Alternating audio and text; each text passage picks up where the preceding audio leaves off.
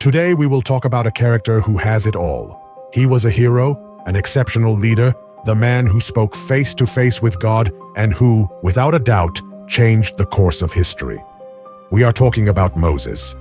But what if I told you that this giant of faith also made mistakes, and not just small errors, but mortal sins that had brutal consequences, not only for him, but for an entire people? Today, we are not going to glorify Moses without more. We will be brave and explore those key moments where he failed, those sins that cost him very, very dearly. This video is not meant to criticize, not at all. It aims to discern, learn, and understand that even the greatest servants of God can make mistakes, and that the consequences of disobedience are always serious.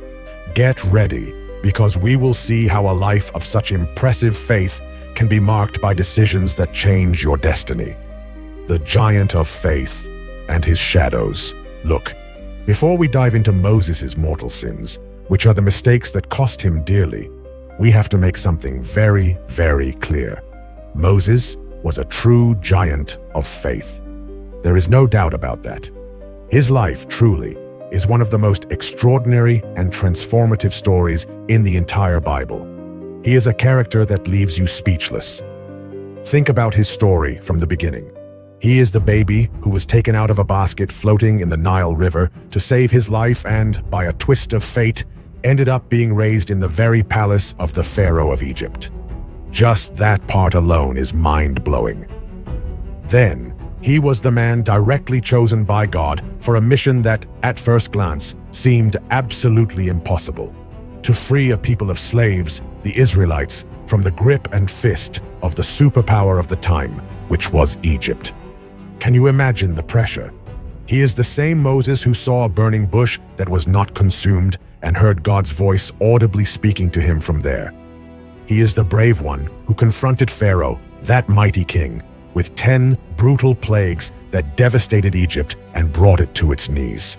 And not only that, he is the leader who, by God's power, parted the Red Sea in two so his people could cross on dry ground with walls of water on both sides, and who, ascending Mount Sinai, received God's law written on stone tablets directly from the Creator's hands. He was the great liberator, the legislator who gave the laws to Israel, and the intercessor who knelt to plead for his people before God. The Bible itself describes him in a unique way. In the book of Numbers, chapter 12, verse 3, it says he was the meekest or humblest man on the face of the earth. And in Exodus, chapter 33, verse 11, we are told something even more incredible, that he spoke with God face to face, as a friend does with another. So thinking about his greatness, his bravery, and that very intimate and direct relationship with God helps us understand the magnitude of his mistakes. Because if such a special man, connected with God, could make such a serious mistake and face such grave consequences, what does that tell us about us, who are much less special? It tells us that no one is exempt from failing, that obedience to God is key for everyone, even for the stars or superstars of faith. Moses was a hero in every capital letter, yes, but he was also a man with shadows, with moments of weakness. And it is precisely in those shadows that we find very valuable lessons for our own lives. The first mortal sin, the murder of the Egyptian, a turbulent beginning. Moses' first major mistake, the one that marked a brutal before and after in his life, happened long before he saw the famous burning bush and spoke with God. We find it narrated in the book of Exodus, chapter 2, verses 11 to 15. Moses, who had grown up and been educated as an authentic prince in the mighty Egyptian court, one day, as an adult, went out and saw something that made his blood boil. An Egyptian was brutally mistreating one of his fellow Israelites, one of his own people, who was enslaved. And it is precisely here that things take a dramatic turn. Moses, driven by a rage he surely considered justified, by the zeal he felt for his people, and by a sense of brutal injustice, did something terrible, something that would completely change his life. He looked around to make sure no one saw him, and since there were no witnesses, He killed the Egyptian and quickly hid him in the sand. Can you imagine the scene? An educated prince with a promising future and a seemingly glorious destiny, suddenly becoming a murderer with blood-stained hands. This act, although it might have seemed like an act of justice at the time, was a very serious sin for several fundamental reasons. Acting in the flesh, not in the spirit. Moses took justice into his own hands, impulsively and violently. Instead of waiting for God's guidance and power, he wanted to free his people using his brute strength and cunning. Instead of trusting in the divine plan that God had already prepared, it was a human attempt to solve a problem only God could resolve. Pride and arrogance. Possibly Moses, with all his education and privileged position in Egypt, believed he was capable of initiating Israel's liberation without God's help, trusting too much in his own strength, intelligence, and status. He thought he could preempt God's divine plan. Violence and disobedience to a universal principle.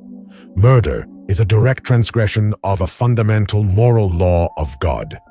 You shall not kill, even long before it was written and delivered on Mount Sinai. It is an assault against life, which is sacred to God. The consequences of this sin were immediate and very harsh for Moses. Fleeing to the desert, Moses suddenly became a fugitive from justice. He had to hurriedly escape Egypt to save his life, leaving behind absolutely everything he knew. His position as a prince, his adoptive family in the palace, his bright future at the court. Everything fell apart. 40 years in anonymity, this grave sin cost him 40 years of his life. 40 long years tending sheep in the arid desert of Midian. It was a time of total anonymity, solitude, deep reflection, purification, and learning. God used those 40 years in the desert to shape his character, remove the arrogance he might still have had, teach him patience and humility, and most importantly, prepare him for the true and enormous mission ahead. It was a divine school in the middle of nowhere, a delay in God's plan. Although God always fulfills his purposes and plans, they are never completely thwarted. The start of Israel's liberation was significantly delayed due to Moses' disobedience and impulsiveness. He acted prematurely and in his own way, which came at a cost. This sin teaches us a fundamental lesson. No matter how just and noble our intentions or the anger we feel in the face of injustice may seem, if we act without God's guidance, using our own strength, anger, or impulsiveness, the consequences can be devastating for our lives. They can even delay or alter the divine plans that God has for us. It was a lesson in humility and patience that Moses had to learn through the desert and solitude. The second mortal sin, striking the rock at Meriba, the anger that changed a destiny. Now we come to Moses' second great stumble. And truly, this is, without a doubt, the most famous of all and the one that cost him the most. This incident took place in a place called Meriba, a very meaningful name meaning contention or fight, and it is narrated in detail in the book of Numbers, chapter 20, verses 1 through 13. The people of Israel, as was their custom after so many years in the desert, were once again furious. They had been wandering the desert for almost 40 years, an incredible amount of time, and they were bitterly complaining, shouting about the lack of water. Imagine the situation: thirst, heat, desperation. Moses and his brother Aaron were already fed up, tired of the constant complaints and anger of the people. At that moment of tension, God gave Moses a very clear and simple instruction. Speak to the rock in front of them, and it will give its water. You will bring water out of the rock for the congregation and their animals. God wanted to show his power and provide once again, in a miraculous way and without human effort, just with his word. But what did Moses do? Instead of obeying exactly and simply speaking to the rock as God had commanded, Moses, with his staff in hand, confronted the people and shouted at them with great anger, "Listen now, rebels, we will make water come out of this rock for you." Immediately after, he struck the rock twice with his staff. And yes, water flowed abundantly from the rock. The people and the livestock drank, but disobedience had already been committed. The miracle happened, yes, but God's command had been ignored.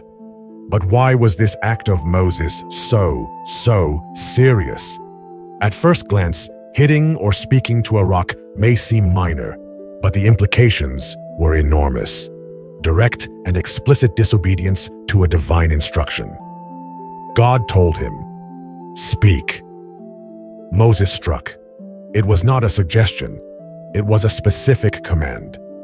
This shows a lack of respect for God's authority, a lack of sanctification of God. This is key.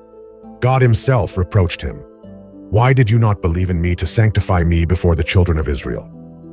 Moses did not honor God as he should have. He did not present God as the one performing the miracle through his word, but acted with uncontrolled anger, as if he, Moses, had the power or authority to bring water out with his own strength and staff. The people might have thought that the power was from Moses or the staff, and not from God. Uncontrolled anger and lack of patience.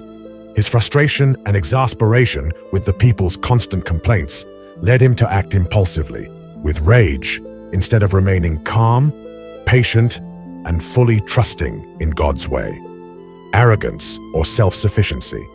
When he said, "You shall bring water out of the rock for the people," Moses, in a way, placed himself and Aaron in the position of God, as if they were the source of the miracle or had the power to provide.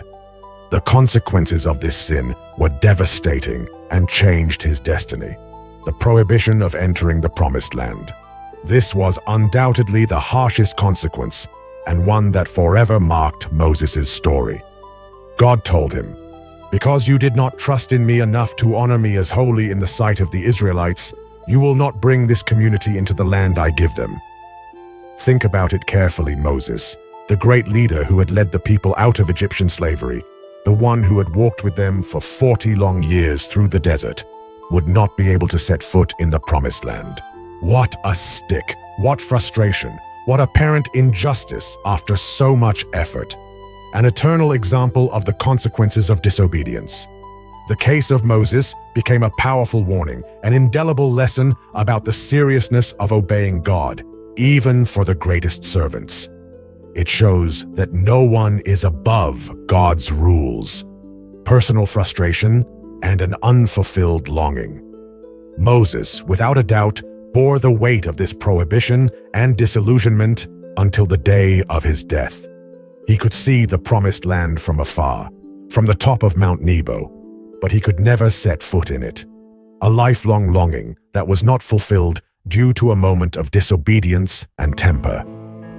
This incident is a brutal reminder that disobedience, no matter how small or insignificant it may seem, and the failure to sanctify and honor God as he deserves, have consequences that can completely change our destiny and deprive us of great blessings. A single moment of uncontrolled anger cost Moses the greatest desire of his life.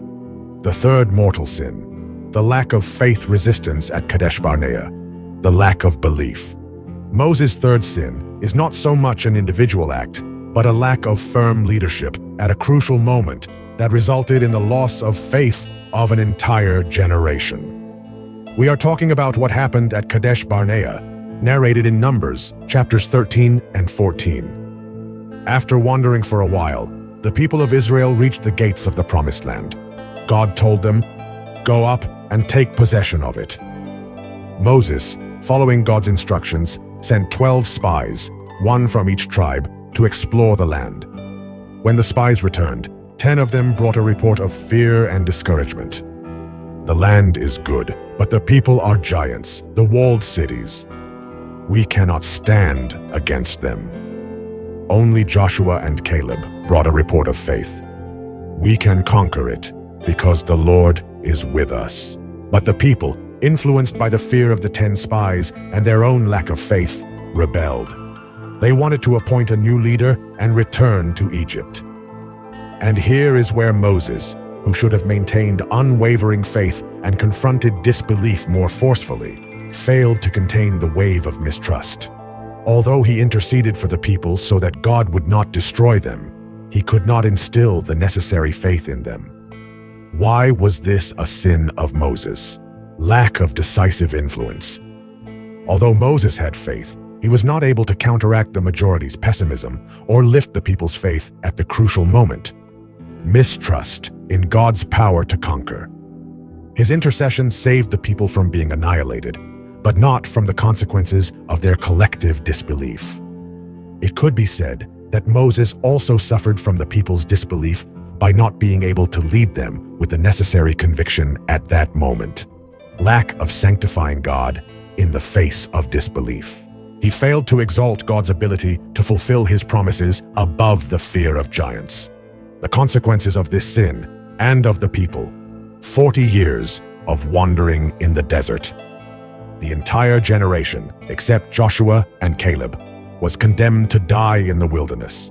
The entry into the Promised Land was delayed by 40 more years. Loss of opportunity. The chance to immediately enter the land flowing with milk and honey was lost due to unbelief. Pain and disillusionment.